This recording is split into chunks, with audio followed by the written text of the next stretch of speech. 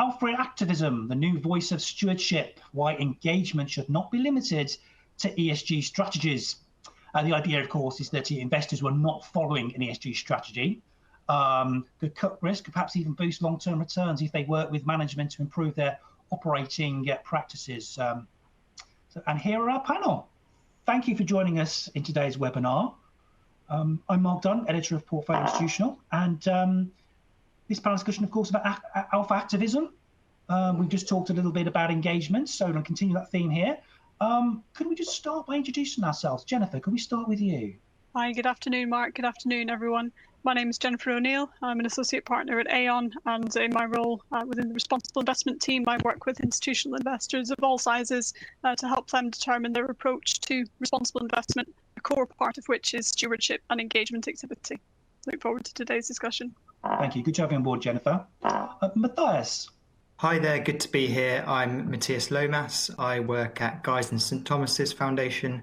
We're a healthcare foundation. And thank you, Matthias. Michael.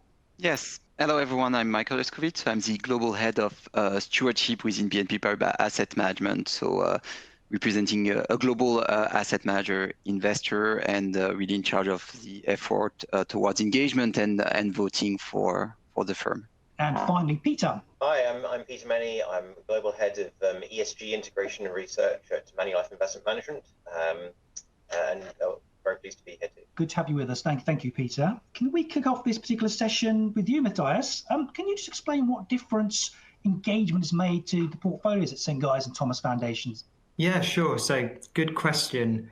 Although we're relatively new to engagement at the foundation, we are already starting to see an impact on our portfolio. So we have dual objectives. Firstly, to have financial returns, but then to have health impact, given we're a health foundation focused on tackling health inequalities. A particular area of focus for us recently has been nutrition and engaging with supermarkets, which ties strongly to one of our key charitable programs.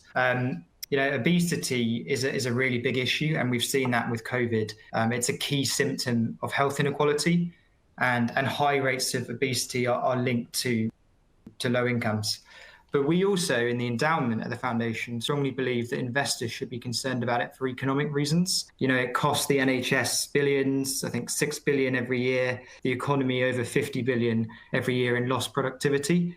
And the majority of money is spent in supermarkets, that is spent on food in the UK and around the world. We've recently had success in engaging Tesco as part of a collaborative engagement programme. So we filed a resolution back in February, and we're very pleased that Tesco have now announced really ambitious targets to increase their sales of healthy foods. So we're really happy about that. It's such a big deal, given £1 in every £5 is spent on food. On food in the UK is spent in Tesco. So we're already starting to see impact today, and we're going to be expanding our engagement programme, really focusing on collaborative engagement, deepening our work with our partner Share Action that we filed the resolution with Tesco with. And also we recently joined the Access to Nutrition initiative, which is a great source of common data on the healthiness of food, which is so important in engaging on the obesity crisis. And we'll also be engaging more with food manufacturers and focusing on environmental health linked to climate change as well as employee health. So from your point of view, engagement does actually work. Jennifer, bringing you in now, is engagement just for investors who adopt ESG strategies in terms of what we've just heard there from Matthias in terms of trying to fight things like obesity? Thank you, Mark. I think I'm going to give you quite a direct answer to this question, and then I'll explain my answer. But my answer is no. It's not just limited to investors that have a particular ESG focus. So let me just expand on that. I think engagement is applicable to passively managed strategies, it's applicable to actively managed strategies, it's applicable across asset class. So thinking about the pension scheme context, for instance, and then we'll reflect on other institutional investors. Reflecting on that engagement activity is now an annual requirement that they must produce a public document that sets out what engagement activity has been undertaken over the course of the year. What does that look like? What are the outcomes of it? So that sort of regulatory context and backdrop, I think, really sets the tone. And combined with the expansion of the UK Stewardship Code, the 2020 revisions to that, which really broaden the remit of the code and really make it very clear that engagement and asset stewardship is relevant across the asset class spectrum, moving away from what was previously a relative focus on listed assets, I think is another underscore that engagement activity is really applicable across the spectrum. So different investors will, of course, have different priorities, and I think the outline there from Matthias is really a very helpful indication of what that can look like. So the priorities of the foundation are going to look different versus some of the investors that I work with that are, for example, focused on climate risk as a long-term systematic risk, and will therefore focus their engagement activity on addressing those risks, protecting the downside, and looking to enhance the upside. So that means that it will look different across investor types. It's not necessarily just focused on investors that have a particular desire from an E, an S, or a G point of view. But what's really crucial is that investors are aware and engaged with that activity, and that they're able to articulate how that's approached and how that's reviewed. Thank you, Jennifer. Michael, I saw you nodding along there. So is engagement just for strategies labelled ESG? No. So I was just validating what Jennifer was saying. I'm totally agreeing with the approach and what was said. I think that engagement should be for everyone. Of course, you need to be adapting depending on each investor, each engagement strategy characteristic of the investor. And to complete to Jennifer's point and to explain, to give a concrete example for us, we're a global asset manager. We have some specific ESG strategy. We have both active and passive investment. So we have different type of strategy, and nevertheless, we have engagement even for strategies that are not, I would say, labeled as ESG. To give you a concrete example, and it's going to echo the first panel before us on exclusion on ETF. We have exclusion policy. We have excluded and decided to sell some stocks on some specific sectors, some specific activities, such as the coal industry or tobacco. Nevertheless, we might be for some ETF passive position still be a small investor on those companies. And in that case, we are going to engage with those companies, and we are going to try to change their approach, change their strategy.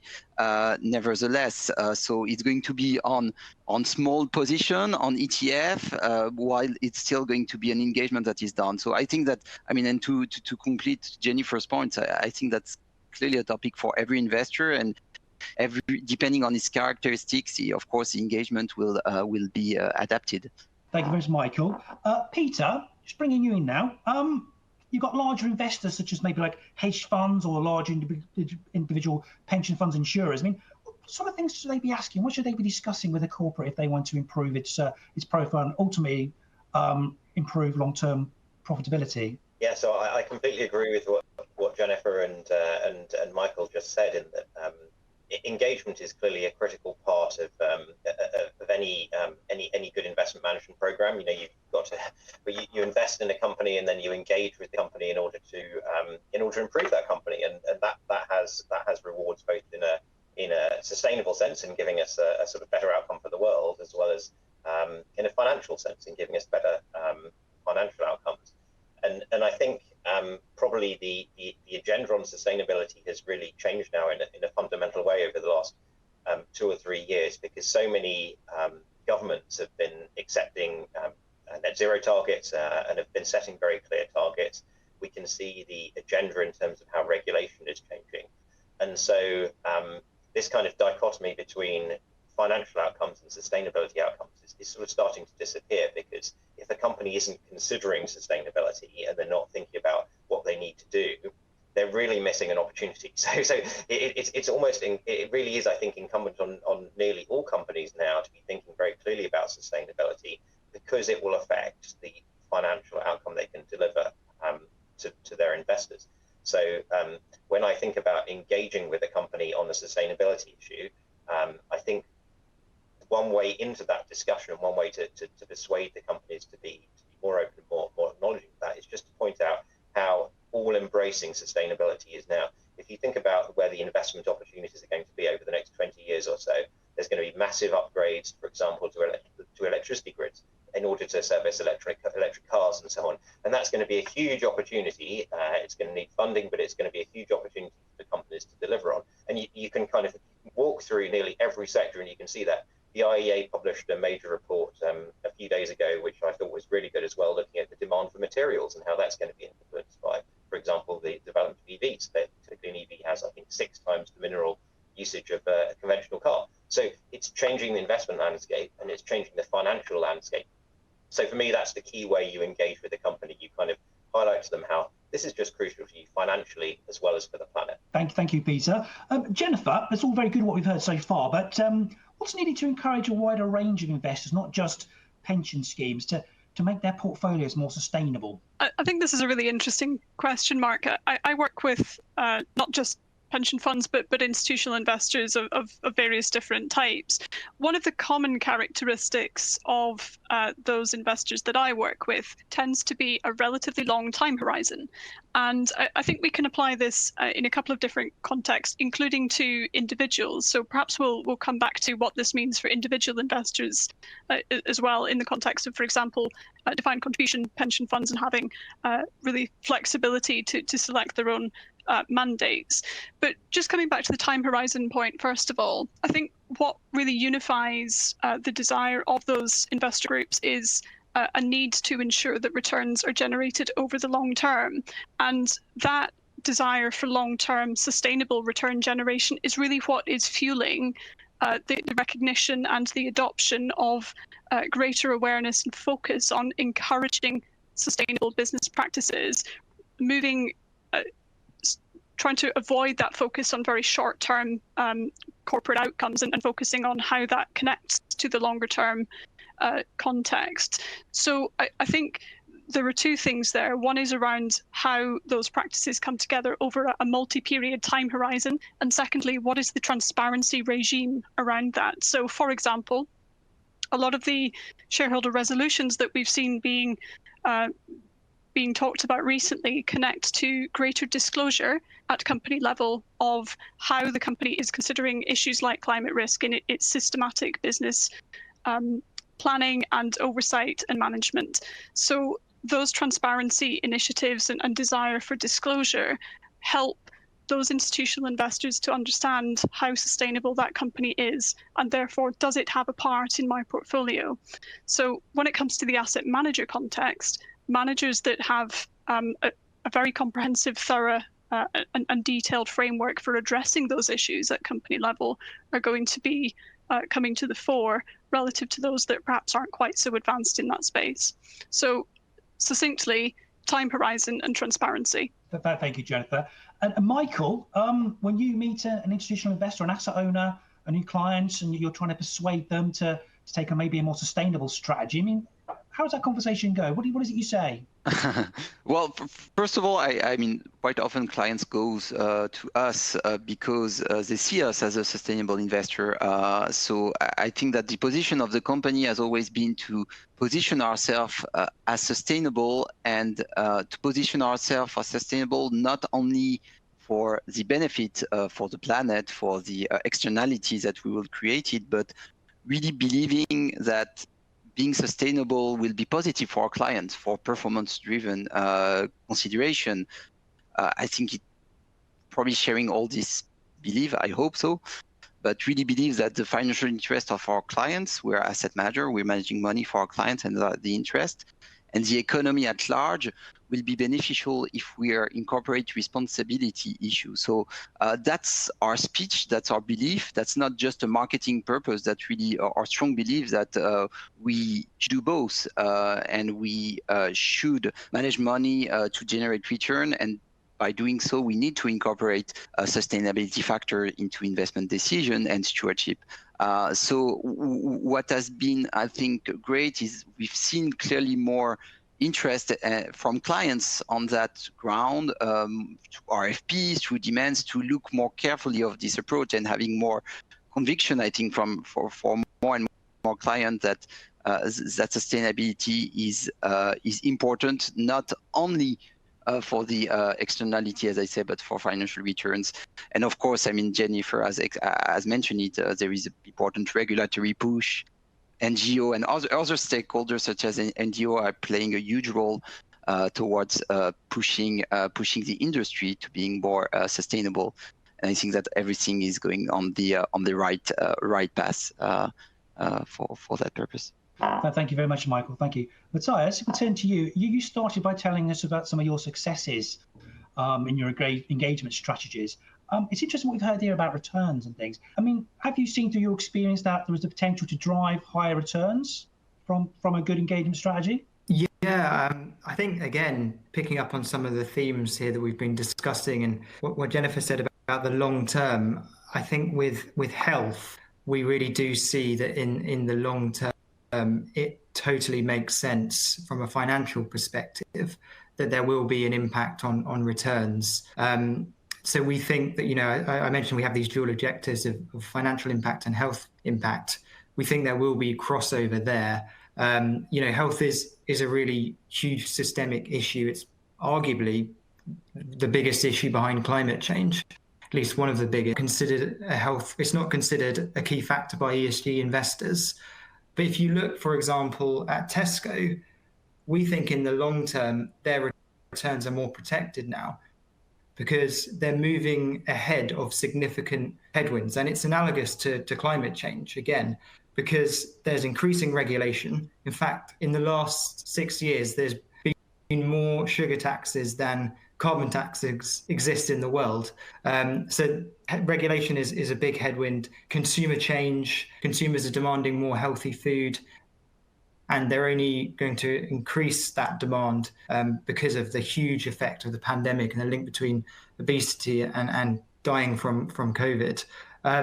So definitely, I think in the long term, it's too early for us to say now because we're fairly early on this journey, but we do expect an impact on returns. And also, if you look at traditional methods, of competitive analysis like Porter's 5 forces, threat of new entrants, a threat of substitution, these sort of things are heavily affected if you don't move ahead of the curve in an area like sugar taxes. So it just logically, it seems very linked with returns. But I think get back to us in 5 years or so, and we'll have a much stronger evidence base to really say. Thank you very much, Matthias. Jennifer, the work you're doing, are you seeing much evidence of it actually not just cutting risk, which was the old sort of argument for adopting them, but actually can boost returns long term? That's certainly our expectation, that an appropriate engagement framework and an appropriate asset stewardship framework really does incentivize not just corporates, but also other investors to focus on the issues pertinent to those businesses. And by doing that, it's certainly our expectation that is conducive to a better forward-looking environment than one would experience otherwise. So it's very, very difficult to separate return and risk. And we should always be mindful of the other when we're talking about one, but that downside risk mitigation is a critical factor for the investors that I work with, alongside safeguarding the generation of returns on a forward-looking basis.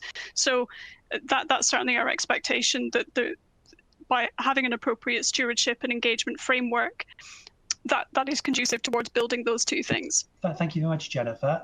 Peter, would you like to come in and add anything to what we've just heard? Yeah, I mean, I completely agree with both of those comments. Very good observations. And I think we've spent quite a bit of time sort of year on year, people sort of asking, are ESG funds outperforming some other fund in this particular short-term time horizon? And for me, I think the key issue is that companies that are considering sustainability issues, they're considering how they're governed, they're considering what the world will look like in 2030, 2040, 2050, and so on. They're more forward-looking companies. They're companies that are more likely to take the steps now to address the challenges their businesses may well face in the future. And so they should be the companies that can offer you both better risk profiles and better reward profiles. Because fundamentally, if you wait till the problem is upon you, you're likely to you're likely to it'll likely cost you a lot more to achieve that, and you'll probably have lost a lot of market share while you do it. So for me, what Jennifer and Matthias just said is really true. You need a strong engagement program, and you need to encourage the companies to be considering sustainability issues, because ultimately that should help them, and it should help the risk reward profile of the people that are investing in those companies. Okay. Based on what we've just said and what we've been hearing, is this sort of engagement strategy, is this only for a long-term mandate? What about if you've got a short-term? Is it just doesn't matter? Well, from my perspective, I'll comment quickly, let others comment. I think it doesn't matter how long you're holding an investment for. I think you should be considering sustainability factors obviously before you make any investment, and then once you've made the investment, to my mind, it's your duty to then be engaging with the company, to encouraging them to report and disclose better to you, and to make changes. I think that's just fundamentally part of being an investor. Once you've invested, you don't sort of walk away and wait and see what the return is. You engage, and I wouldn't care if it was a week investment or 10-year investment. I think whilst you own that investment, you definitely should be engaging with the company and seeking to improve outcomes. Thank you very much for that, Peter. Michael, same question to you. Engagement is only about generating returns in the long term. What about short-term mandate? Sure. So I don't think it's necessary to be long-term. Of course, it's going to be helpful. Why? Because if you consider engagement, quite often you need time to have success. You need to build relationship. You need to build trust with company, and sometimes you can get results after months or years of engagement. So being long-term investor be helpful in that task. But nevertheless, we had some examples of, I would say, short-term engagement where huge impact has been done on really a short-term horizon. And I'm going to give one concrete example that happened last year regarding Unibail-Rodamco, which is a real estate company, blue chip company in Europe. Their price was trading around 33 euro before their general meeting. They were proposing a capital increase, highly dilutive, and we with others had an important engagement campaign with the company. There was even activist shareholders that are not candidates to the board and to reject the capital increase. At the AGM, the capital increase was rejected. The three board proposal were approved. The management was changed. All of that happened, if you look at the stock price, in 10 days. So before the AGM, it was at 33 euro. 10 days after the AGM, in a 10 days period, the price stocks was around 60 euro. So almost doubling the price in a 10 days limit due to engagement and voting activity. So you clearly can. So it's an extreme example, but it can give a concrete example of how engagement and voting can really shape and have an important impact, even to a short-term horizon. Michael, thank you very much there. That's a good point to end on. Quite a fascinating discussion. I think that we were sort of on the side of this as not just for strategies labelled ESG, sustainable, responsible investment. This can be something adopted by everybody. There's something in there for everyone. And of course, the benefit of this could be a sort of greener, cleaner world, or stronger communities and better governed, better led companies. So guys, thank you very much for that. You made some very good points. Fascinating discussion. And of course, I hope to catch up with you all again soon. Thank you, Michael, Peter, Jennifer, and Matthias. Thank you. Thank you. Thank you.